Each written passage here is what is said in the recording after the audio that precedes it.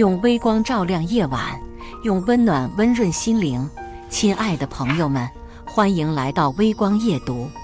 同事怀孕后，经常趁我不注意偷吃我的外卖，被我发现后，就拿怀孕嘴馋说是：“你和一个孕妇计较什么？”后来她吃了我的爆辣米粉，导致大出血。我赶去医院的时候，孩子已经没了。她把一切都怪在我头上。她老公更是泼我硫酸，开车撞死我，要我给孩子偿命。再睁眼，我回到了同事准备偷吃我外卖那天。接下来开始我们本期故事，记得点击订阅并开启小铃铛。冉冉，你吃的什么？闻着好香，给我也尝尝呗。耳边传来熟悉的矫揉造作的声音。我看着一旁带着肚子的林雪，有些恍惚。直到看着周围熟悉的一切后，我才意识到自己重生了，还重生到了林雪提出要蹭我外卖吃的那一天。这天之后，我的人生就发生了翻天覆地的变化。前世怀孕的林雪在看到我吃麻辣烫时，也凑了过来，提出要蹭几口我的外卖。我想着外卖重油重盐，本身就对孕妇不好，再加上孕妇不能吃辣，也就婉拒了她。她当时没说什么，后面却经常偷吃我的外卖，隐隐有报复的意思。被我发现后，就道德绑架我，拿孕妇嘴馋说事，不就吃你份外卖？你和我一个孕妇计较什么？我讲不通道理，只能自认倒霉。以后都先一步把外卖拿进来，不给他下手的机会。可就算这样，还是被他逮到了机会。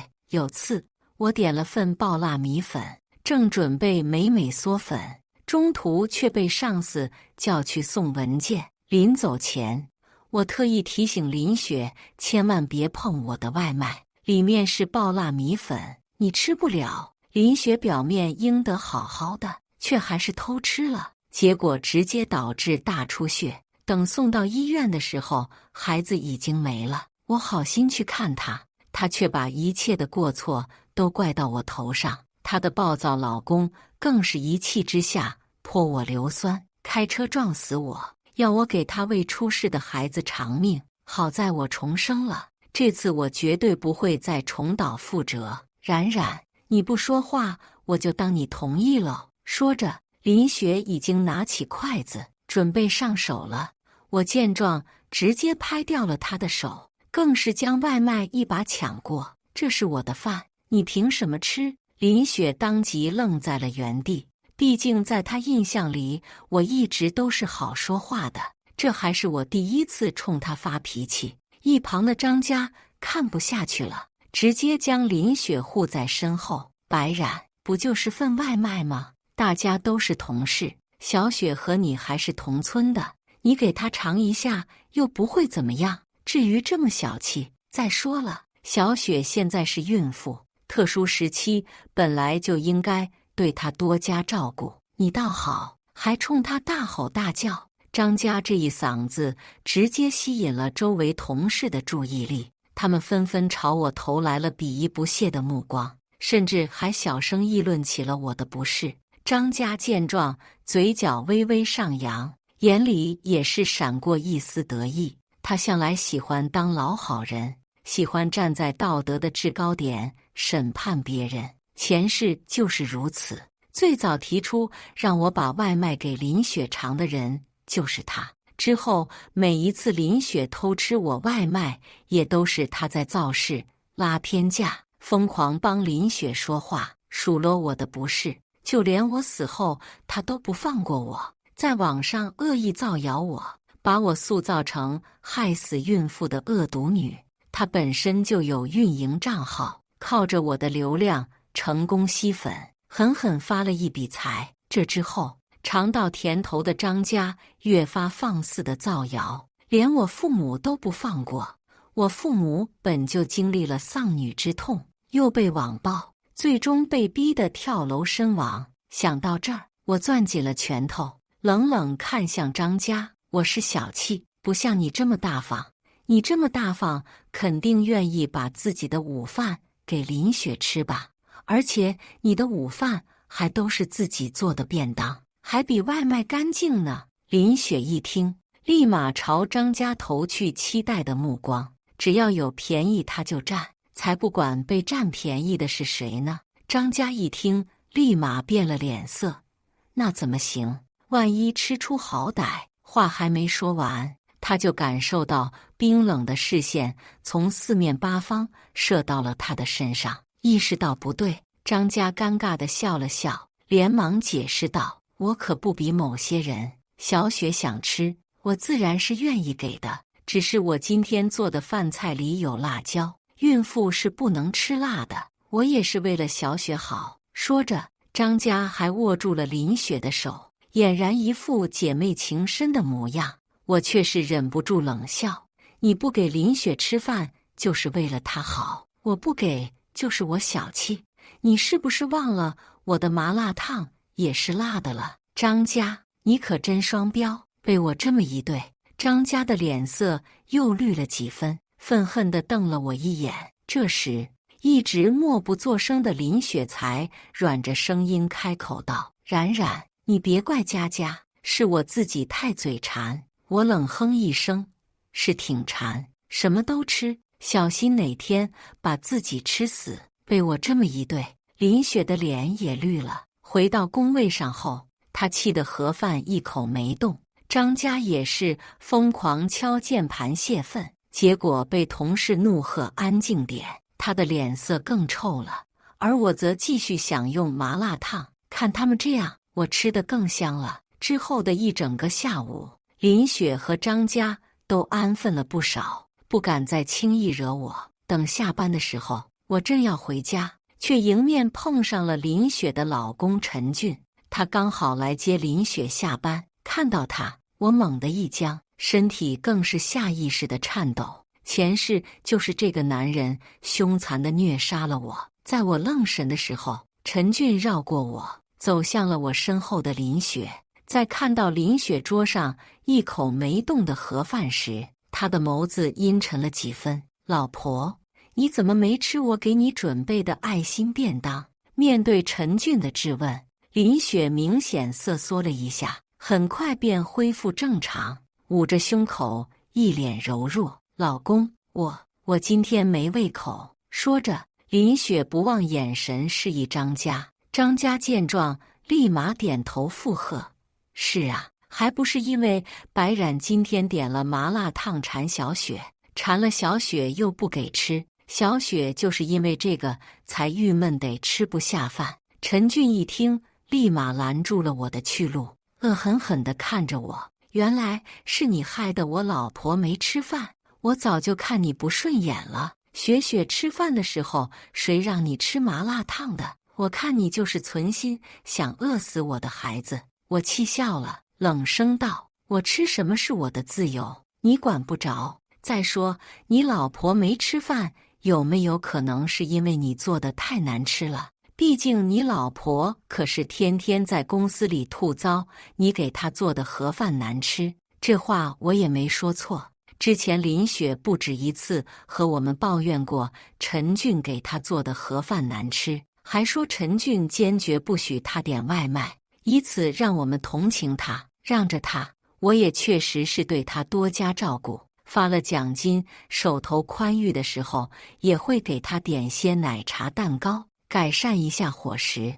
对于她偷吃我外卖一事，我也没过多计较，全当她生活不易。现在看来，这都是她卖惨的手段。听我这么说，陈俊皱了眉头，怒目圆睁地看向林雪：“我做饭难吃？”林雪的脸刷的一下就白了，连连摇头：“怎么可能？没有的事。老公，你别听白冉瞎说，她这是污蔑，她就是嫉妒我有一个好老公。”陈俊的脸色缓和了几分，林雪见状也来了底气，冷眼看向我。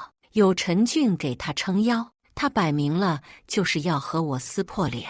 老公，你不知道，白冉为了挑拨我们的夫妻感情，经常在我面前说你坏话。你不让我点外卖，她就说你抠。可我知道，老公你这是勤俭持家，白冉还经常当着我的面吃外卖，害我吃不下饭。老公，他这是眼红我能为你生儿育女，要害死我们的孩子。在林雪的挑拨下，陈俊的脸又黑了几分，偏偏张家还在一旁疯狂应和：是啊，陈俊，小雪说的没错，白冉确实经常说你坏话，他还说你又土又丑，根本配不上小雪，要给小雪介绍对象呢。张家话还没说完，陈俊已经气得重重地拍了下桌子，他怒不可遏地瞪着我，眼里迸射出杀意。下一秒，他抄起桌上的花瓶就朝我砸来。贱女人，不仅要害死我的孩子，还敢挑拨我和雪雪的夫妻情分，找死！老子现在就让你重新投胎！花瓶离我越来越近，骨子里的恐惧让我不由咬紧了后槽牙。我的脑海里不禁闪过上辈子被他虐杀的片段。他先是泼了一脸的硫酸，我浑身都被烫出了血泡。在我挣脱着要逃跑的时候，他开车残忍撞死了我。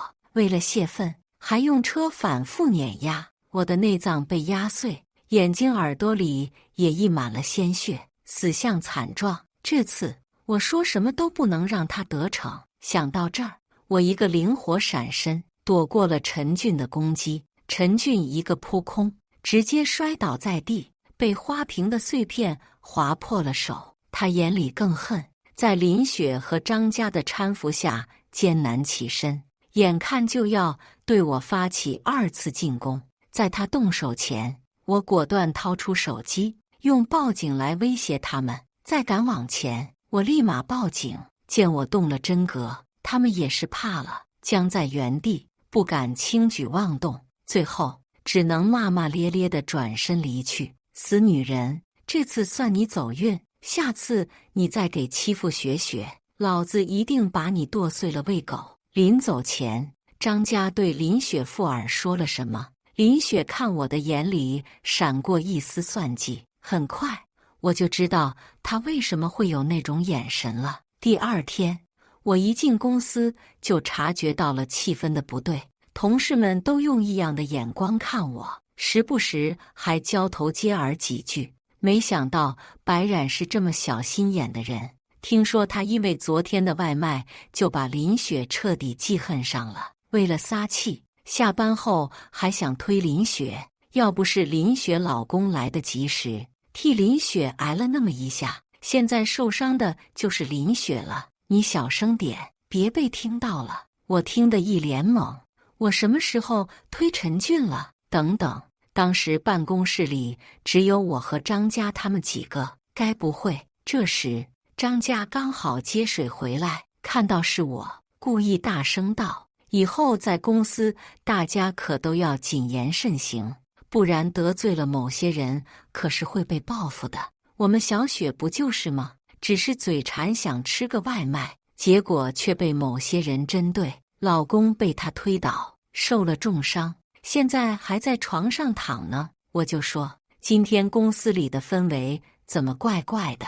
原来是因为张家提前造谣过了呀。这时林雪连忙出来制止：佳佳，别这么说，我相信冉冉不是有意的。林雪表面上是为我说话，却是紧咬下唇，满脸泪花，一副受了委屈的模样。张家见状趁机拱火：小雪，都这个时候了，你还在为白冉说话，你就是太善良了。可白冉配不上你对她的好，她一向都是这么小心眼。之前在村里的时候，你就玩了她一个布娃娃，结果她直接向你索赔。还有之前你吃了她一个棒棒糖，她就大吼大叫。张家这么说，同事纷纷朝我投来鄙夷不屑的目光，小声议论。我气笑了，我斤斤计较，他们是不是忘了当初我为什么会发火？当初林雪玩的布娃娃是我姥姥给我的遗物，偏偏她还玩坏了。至于那个棒棒糖，是因为掉地上了，我怕脏，才拼命阻止她吃。没想到我的好心却成为了他们指责我的理由。还有这些年，要是没有我的帮衬，他们哪里能混到这个地步？我们3个是从村里一路走过来的，他们惯会道德绑架，而我心善好说话，所以这些年他们做不完的活，拉不来的合作都是我帮他们完成的。甚至他们想要当小组长邀功，我也是毫不吝啬地让给他们。日常生活中，我更是对他们诸多照顾，他们生病了，我就送他们去医院，偶尔还会自掏腰包请他们吃饭。可就在我升职的那一天，一切都变了，他们变得不再亲近我，看向我的眼里也是带上了一抹恨。现在他们更是造谣我，让我被千夫所指。我当初真是瞎了眼，一片真心喂了狗。想到这儿，我冷笑一声，静静地看着张家他们演戏。见我没说话，林雪眼里闪过一抹亮光，悠悠开口道：“佳佳，冉冉本性不坏的，她昨天只是太生气了，我们再给她一次机会吧。”说着，林雪转头看我：“冉冉，我老公手受伤了，暂时不能照顾我了。以后能不能麻烦你照顾我的饮食起居？我要求也不过分，3餐就随便来点龙虾鲍鱼，偶尔再给我买点冰雪皇后的甜品解解馋。呵，图穷匕现了吧？这才是林雪的真实目的，她就是想借机继续吸血我。明明之前陈俊给她准备的只有白米饭配咸菜，到我这儿就成鲍鱼龙虾冰雪皇后的甜品了，想得到美，门都没有。我果断拒绝。你肚里的又不是我的孩子，我凭什么照顾你？再说，昨天是你老公动手在先，你们要是再造谣胡说，就别怪我找保安调监控。他们似乎是忘了办公室里还有监控，此刻听我这么一说，脸瞬间白了。同事们则纷纷拉长耳朵听八卦。就算是这样，陈俊也是因为你才受伤的，你怎么可以这么冷血无情，放着小雪一个孕妇不管不顾？张家心虚了片刻，很快又替林雪鸣不平。我当场气笑：你说的对，我是冷血无情，不像你乐于助人。既然你这样，那林雪就由你来照顾吧，正好你住她隔壁，还是自己做饭，干净卫生，对她儿好，反正做2份饭也是做，对吧？张家的脸瞬间变得铁青，他怎么都没想到会搬起石头砸自己的脚。至于林雪，她就是一个爱占便宜的人，只要能占便宜，是谁都无所谓。听我这么说，他立马楚楚可怜地看向张家。张家见状不妙，立马找借口拒绝。可我是走路来上班的，2份保温盒我也不方便带呀，让你男友帮忙送饭啊。他不是开车吗？前面他是怎么道德绑架我的，现在我就怎么道德绑架回去。众人的目光都落在张家身上，他不好拒绝，只能表示要打电话询问一下男友的意见。电话很快被接通，她原本以为男友肯定会拒绝，没想到男友立马答应了。当然可以了，林雪是你的好姐妹，又是孕妇，咱们自然要帮。不过保温盒不方便带，要不直接让林雪来我们家吃好了，我还能顺便接送你们上下班。张家的脸色又绿了几分，没等他反应过来，林雪已经冲着电话甜甜道谢了。谢谢你，高明哥，也谢谢你，佳佳，我就知道你对我最好了。话都说到这份上了，再加上众人的目光，张家只能硬着头皮答应了下来。这之后，林雪就彻底扒上了张家，不仅把自己的工作都丢给他做，让他当牛做马，还经常对他的厨艺评头论足。佳佳，今天这个菜太咸了，下次少放点，对宝宝不好。明天我想吃大虾，记得买呀。我现在想吃炸鸡了，能不能替我跑一趟？张家虽然火冒三丈，却是敢怒不敢言。因为每一次林雪都会故意说得很大声，导致整个办公室的人都会看过来。再加上张家一向虚荣好面子，不想破坏在众人心中的老好人形象，只能咬牙答应，被拿捏得死死的。看他忙得满头大汗，还被林雪训成孙子的模样，我心中一阵冷笑，活该。想当初我也是这么被林雪使唤的，她仗着我脾气好，各种让我跑腿。有一次下雨，她非要喝奶茶，又嫌外卖费贵，就使唤我去3公里外的地方给她买。我排了整整1小时的队，冒雨给她买了回来。结果她不仅没说一句谢谢，还怪我回来的太慢，害她奶茶都冷了。更过分的是，她还趁我出去给她买奶茶的时候，故意和上司告状，说我旷工。我当时气得要和她理论，张家却说我小心眼，疯狂道德绑架我。现在轮到她被差遣了，我看她自己也是满脸怒气，没比我大方宽容到哪去啊。这天，林雪又一次把手里的工作扔给了张家，导致张家被迫加班。这边，林雪看着手机，突然娇羞一笑，然后直接起身离去了，半点没有要等张家的意思。我疑惑不已，总感觉林雪的样子怪怪的，正好也要下楼拿咖啡，就跟在她身后一起下去了。结果刚到公司门口，就看到林雪正和另一个男人抱在一起，举止亲密。当我看清那个男人的面容时，我不由一怔，是他，张家的男友高明。他俩居然搞到了一起，我震惊地瞪大了双眼，同时默默拿出手机进行拍照录像。这可是大瓜，自然不能轻易放过。明哥，辛苦你了，又来接我下班。不过今天家家摸鱼没完成任务，不能及时下班了。不像我，都舍不得让明哥久等的。林雪说着，不自觉地往高明身上靠。虽然怀着孕，但林雪长得清纯可人，相比样貌平平的张家来说，自然更能撩动男人的心。高明宠溺地刮了下林雪的鼻头，还是你贴心。为了奖励你，哥哥专门给你带了礼物。说着，从身后拿出了一个香奈儿的限定包，递给林雪。喜不喜欢？你之前一直想要的，哥给你买来了。林雪满脸欢喜地接过包，对着高明的右脸亲了一口。谢谢明哥，反正佳佳也没下班，我们还是先走吧。说完，他们迫不及待地钻进车里，果断离去。等他们离去后，我冷笑保存了录像，拿上咖啡就上楼了。也不知道张家要是知道高明和林雪在一起会是什么模样。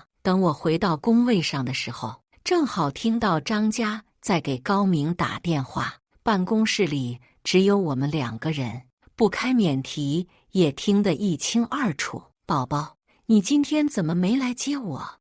我前面下楼都没看到你的车。佳佳，我今天太忙了，实在没空去接你，你自己打车回来吧。乖哈，那好吧。不等张家说完，高明果断挂断了电话。张家紧咬下唇，拿着手机的手不自觉地收紧。看他这样，我觉得可怜又可笑。他还不知道高明早就和林雪一起离开了，此时估计正忙着和林雪约会呢。今天怎么没和林雪一起走？你们不是好姐妹吗？经过张家的时候，我故意提了这么一嘴，张家这才注意到林雪早就不在工位上了。他当即憋红了脸。什么？林雪居然先走了？我因为她加班，她却抛下我不等我。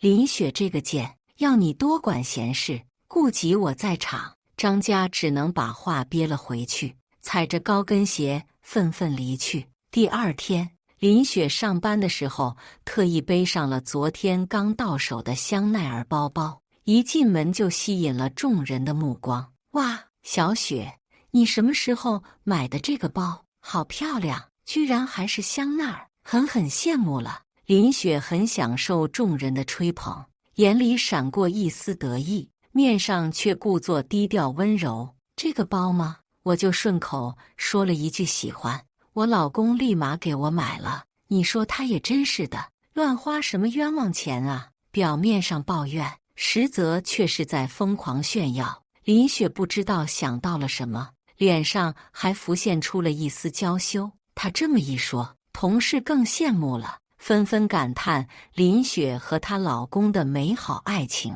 张家被冷落在一旁，有些不悦。他本来就因为林雪昨天抛下他憋闷不已，现在看到林雪又有了新包，还抢走了自己的风头，就更是眼红了，气得咬牙切齿。但比起林雪，他显然更恨我。一想到能气到我，他还是舔着笑脸捧着林雪道：“真不愧是我们小雪，就是有人疼有人爱，不像某些人，除了职位高点，什么都没有，都一把年纪了，连个对象都没有，就是个没人要的老女人。”说这话时，张家有意无意地往我这边瞥，嘲讽意味十足。我翻了个白眼，懒得搭理他。见我这样，张家和林雪自以为拿捏了我，之后的几天更是以此疯狂打压嘲笑我，还给我取外号老姑婆。而张家永远是笑得最欢的那一个，等着吧，他马上就笑不出来了。很快，张家就发现了不对劲，因为他发现工资卡里的钱少了一半。高明就是个软饭男，在外一副风光的模样，但其实都是靠张家养活的。他的车，他的日常开销花的全是张家的工资卡，而张家之所以这么供着高明，就是因为高明长得帅，不然凭他的姿色根本找不到高明这样的。高明连着几次给林雪买礼物，已经让卡里的余额肉眼可见的变少了。与此同时，林雪还每天换一个大牌包，或者戴一个大牌手链，高调的在众人面前炫耀。而且每次一到下班，林雪就会故意给张家塞工作，让他没法及时下班。令张家疑惑的是，高明也天天加班，接送自己的次数越来越少。到目前为止，高明已经整整1周没来接过他了。太多的巧合让张家顿生警觉，再加上同事们的一些议论，我前面好像看到张家男友和林雪一起回去了，我也是，他们都不等张家的吗？久而久之，张家看林雪越发的不顺眼，也对林雪越发的怀疑了起来。某天，在林雪走后，他留了个心眼，偷偷跟着林雪下了楼，结果却撞见林雪和高明拥抱在一起的画面。张家当场火冒三丈，冲上前强行将两人分开。看到突然出现的张家，林雪和高明皆是一愣：“佳佳，你怎么不给他们解释的机会？”张家抬手对着林雪就是啪啪2巴掌，林雪的脸当即红肿了起来，浮现出了5个鲜红的巴掌印。不要脸的贱货，你居然趁我不注意敢勾引我的男人！林雪，你就是一忘恩负义的白眼狼！我对你这么好，给你吃给你喝，还帮你做工作，你为什么要这么对我？张家这一嗓子直接把办公室的人都喊了下来，周围很快就聚集起了围观群众，我也混在里面，一边嗑瓜子一边看乐子。高明见状不妙，果断开溜，只留林雪独自一人面对张家。看着愤怒不已的张家，林雪立马红了眼眶，抓着张家的胳膊开始卖惨：“佳佳，你误会我了，事情不是你想的那样，我都亲眼看见了，你当我瞎吗？还是你把我当傻子糊弄？”张家气得把手重重一甩，林雪趁势摔落在地，吃痛地捂住了肚子：“我的肚子好痛！佳佳，有什么气你冲我来？为什么要对我的孩子下手？”说着，林雪开始疯狂落泪，引来了不少围观群众的同情。我也趁机拱火道：“张家不就是个男人吗？林雪可是孕妇，你让给他怎么了？就是，你有本事找渣男啊！对孕妇动手算什么本事？林雪固然有错，但她肚子里的孩子是无辜的呀！”听我这么说，围观群众也纷纷开始指责起了张家。张家脸都青了，气得直发抖。林雪，我根本就没有推你，你别装了。被张家这么一吼，林雪哭得更凶了。佳佳，虎毒都不食子，我怎么可能拿孩子陷害你？你给我闭嘴！贱女人，让你胡说，我非撕烂你的嘴不可！张家怒吼着扑向林雪，他扇林雪巴掌，林雪扯他头发，两人瞬间扭打成一团。在他们拉扯间，我决定再给他们添把火，拿出手机，果断给陈俊发了消息：“你老婆在公司被人打了，速来！”看到已送达的提示，我勾唇一笑，好戏马上就要开场了。很快，陈俊就赶来了。他一来就看到张家把林雪摁在地上狂扇巴掌，当即怒火中烧，冲上前对着张家狠狠一脚，一把将林雪护在怀里。谁让你欺负我老婆孩子的？找死！挨了陈俊这一下，张家被踹飞3米远，直接蹭破了皮。他吃痛地从地上爬起来，愤恨地瞪着陈俊和林雪：“我欺负他？明明是他欺负我！你知不知道，你老婆不仅把我当奴隶使唤，还勾引我男人。她就是不要脸的小三，贱货！勾引！”陈俊一听，顿时皱紧了眉毛，面色一沉，满眼冰冷地看向林雪。林雪见状，立马装脸，疯狂摇头：“我没有，老公，他这是污蔑，我哪敢啊！倒是他，明明说好了照顾我，可是你不在的这些天里，他却天天虐待我，不仅把工作都塞给我，让我帮他做，还要我给他跑腿，不然就不给我吃饭，心情不好的时候还会打我。老公，你都不知道我这段时间有多委屈。”说着，林雪又哭唧唧了起来，一副委屈小媳妇的模样。为了让陈俊相信，她还隔着衣服偷偷掐紫了自己的手臂，伸到陈俊面前给他看。陈俊一看，眼里瞬间迸射出杀意。围观群众这才看清了林雪的真面目，有一些看不下去的想帮张家说话，但是在对上陈俊那双凶意满满的眼神后，果断选择了噤声。在林雪的挑拨下，陈俊恶狠狠地瞪着张家，眼里满是阴寒。这眼神我再熟悉不过了，上一世林雪就是这么挑起陈俊怒火的，所以陈俊把我杀了。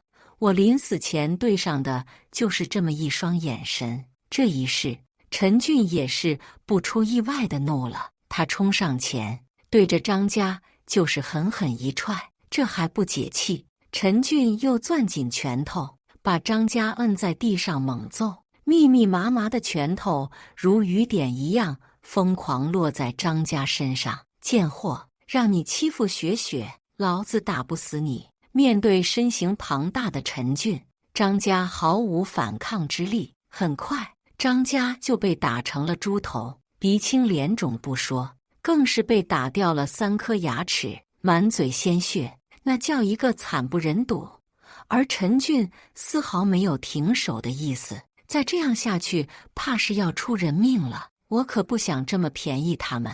就在张家被打得半死不活的时候，我出声制止，并且拿出手机播放了之前保存的录像和照片，缓缓开口道：“陈俊，你好像打错人了哦。”照片里，林雪和高明各种亲密，录像里更是传出了他们调情的笑声。随着我的不断播放，陈俊的脸色越来越黑，到后面阴沉都可以挤出水来。林雪则是愣在原地，难以置信地看着我：“白冉，你怎么会？”他话还没说完，脸上就挨了陈俊重重一巴掌。“好你个贱货，你居然真的背叛了我，老公！不是这样的。林雪话还没说完，就被围观群众的议论声淹没了。他俩还真有一腿，难怪林雪每次下班都上高明的车，还和他一起走。我就说，怎么每次林雪见高明都很开心，一脸娇羞。话说，林雪的大牌包不会都是高明买的吧？谁能想到林雪是个3呢？这下林雪是彻底没法辩解了，只能白了脸色，跪在地上，一把鼻涕一把泪的抓着陈俊的裤腿求饶：“老公，我错了，但那是因为高明先诱惑的我，都是他的错。我只是因为寄人篱下，所以才不得不委身于他。老公，你要相信我呀！”闭嘴，回去再收拾你。林雪话还没说完，就被陈俊拽着头发拖走了。临走前，林雪恶狠狠地瞪了我一眼。等他们走后，地上的张家艰难起身，埋怨地看着我：“白冉，你有证据，为什么不早拿出来？”就眼睁睁地看着我被打。不好意思，忘了。我无所谓地耸耸肩，为什么要早点拿出来？这样岂不是太便宜张家了？毕竟他前世也是加害者。见我这样，好不容易缓过气的张家又重新气晕了过去，最后还是好心的同事把他送去了医院。这之后，张家和林雪彻底闹掰，他们都连着请了好几天假。在见到他们时，两个人的脸上都不约而同地挂了彩，鼻青脸肿，嘴角渗血。林雪一看就是被陈俊打的，张家则是和高明互殴的。这之后，他们也是安分了一段时间，但很快林雪又开始作妖了。某天，我刚从茶水间回来，就被林雪拦住了去路。她死死攥着衣角，弱弱开口：“我们聊聊。”看她这架势，我要是不答应，她怕是不肯轻易让路了。想到这儿，我还是应下了。我倒要看看他到底要搞什么把戏。见我同意，林雪眼里闪过一丝亮光，而后果断把我拉到了楼梯间，说是那里安静，不容易被人打扰。和他一起去楼梯间的时候，我不动声色地摸了摸口袋里的手机。等到了楼梯间，林雪瞬间红了眼眶：“冉冉，我们3个明明曾经那么要好，为什么现在会变成这样？”他还有脸问？今天这样的局面，不正是他和张家一手造成的吗？我在心里默默翻了个白眼，正准备开口回怼，却被林雪先一步开口打断。只见他冷了语气，满脸阴狠地看着我：“冉冉，这一切都是因为你啊！我们3个中只有你升职了，凭什么？明明我比你漂亮，比你优秀，为什么升职的是你不是我？还有，凭什么张家能调到高明，而我比他漂亮那么多，却只能和陈俊在一起？我不服，只差一点，我就可以取代张家，嫁给高明了。就是因为你，我的一切都毁了。既然你不让我好过，我也不让你好活。我就是杀了这个孩子，也要让你偿命。”听林雪这么说，我心下一惊，一股不祥的预感涌上心头。不好，他该不会想……林雪，你真是疯了！没等我伸手阻止，就见林雪冷笑一声，直接朝后仰去。这里没有监控，只要我咬死是你推的我，谁又会相信你呢？哈哈哈哈！白冉，到头来你还是比不过我。林雪就这么滚下了楼，倒在了血泊中。我没想到连着2辈子，林雪都这么恨我，连我自己都不知道到底哪儿得罪她了。难道就因为我比她耀眼，比她优秀吗？在我愣神间，林雪像前世一样大出血，被送往了医院。等到医院的时候，孩子已经保不住了。得知消息的陈俊像前世一样火速杀到了医院里。刚做完手术的林雪满脸虚弱，她靠在陈俊怀里，俨然哭成了泪人。“老公，我们的孩子没了，对不起，是我没保护好他。我以为白冉约我去楼梯间是为了和我和好，可是我没想到他居然会推我下楼。我真不知道哪儿得罪他了，让他这么恨我，甚至不惜杀了我们的孩子。林雪刻意咬中了孩子二字，他知道陈俊最在意的就是他肚里的孩子了。为了孩子，陈俊做出什么丧心病狂的事都不奇怪，和前世一样。他这是要教唆陈俊杀了我。陈俊不出意外的再次被挑拨了，他放下林雪，转头阴冷地盯着我，让我一阵头皮发麻。又是你，白冉，你杀了我的孩子，我要你给他偿命。说着，陈俊从包里拿出提前准备好的硫酸，因为林雪早就在电话里和他哭诉过孩子被人害流产了，所以陈俊才会提前准备好硫酸，就是要让害死他孩子的人不得好死。而林雪也是知晓陈俊的性子，才会几次三番的激怒他，想要借刀杀人。这满满一大瓶全泼我身上，我怕是立马就要骨肉分离了。而林雪见状，眼底却是闪过一丝阴谋得逞的亮光，嘴角更是微微上扬。老公，杀了他，给我们的孩子报仇。他真以为这样就能置我于死地，可他不知道，我早有准备。在陈俊要把手里的硫酸泼到我身上的时候，我先一步从口袋里摸出了手机，当着他的面播放了一段录音。这录音不是别的，正是林雪和我在楼梯间里对峙的录音。我早就知道他心怀不轨，所以在去楼梯间前就已经提前打开了手机的录音，把一切都记录了下来。而这些，林雪毫不知情。录音一经播出，林雪的笑容瞬间僵在脸上，难以置信地尖叫出声：录音，白冉，你什么时候偷录的？好啊，你心机真够深的，你居然还留了这么一手。林雪气得拔掉针管，直接从病床上跳起来，伸出力长的指甲就要冲过来挠我，但她的手还没碰到我，就被陈俊给拦下了。陈俊狠狠抓住林雪的手，把林雪重新甩回了病床上。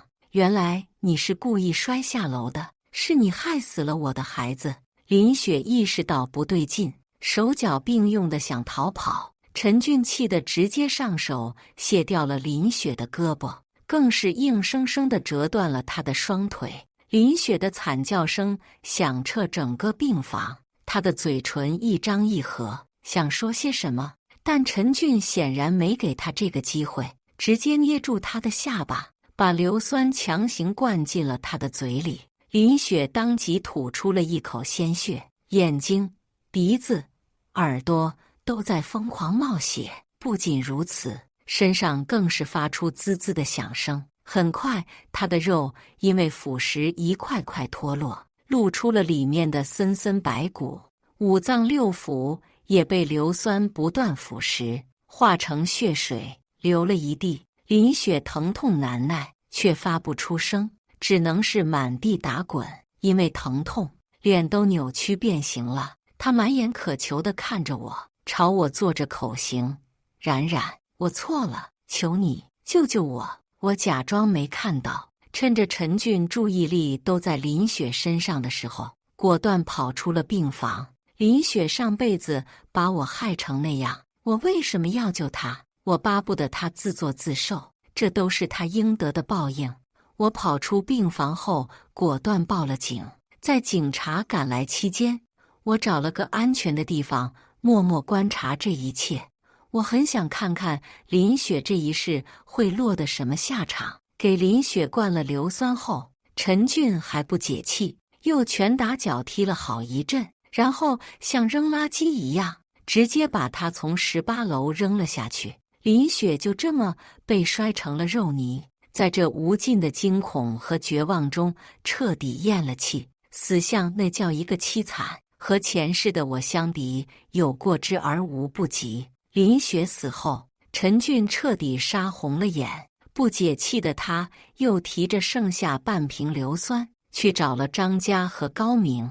他在张家家门口疯狂敲门，开门的是张家。张家刚一开门就被泼了满脸的硫酸，皮肤被剧烈灼烧，脸上瞬间起了密密麻麻的血泡。不等张家痛呼出声，他就直接被陈俊用硫酸瓶的玻璃碎片给抹喉了。害我孩子的人都得死！高明见状不妙，就要逃跑，却因为体力不支被陈俊追上。陈俊抄起他们厨房里的菜刀，对着高明就是10几刀。就在他要砍掉高明脑袋的时候，警察赶到了，他们及时制止了陈俊的恶行，将陈俊反折双手强行压了下去。而我则作为目击证人，简单配合做了个笔录。最终，张家当场身亡，高明命大，苟活了下来，但他也因为失血过多成了植物人，后半辈子都只能半死不活地在病床上度过了。至于罪魁祸首陈俊，因为证据确凿，故意杀人罪名成立，喜提无期徒刑。他的后半辈子都要在牢里度过了。据说陈俊在牢里很不好过，进去的第1天就得罪了里面的大哥，从那以后他就被孤立，沦为了食物链的最低端，被迫干着狗腿的活，每天就是端屎端尿的伺候大哥，变着花样的哄对方开心。有一次，暴脾气的陈俊实在受不了了，把一盆屎都泼到了大哥的头上，结果被愤怒的大哥当场踩碎了手指，折断了双腿，更是被小弟痛揍了一整个下午。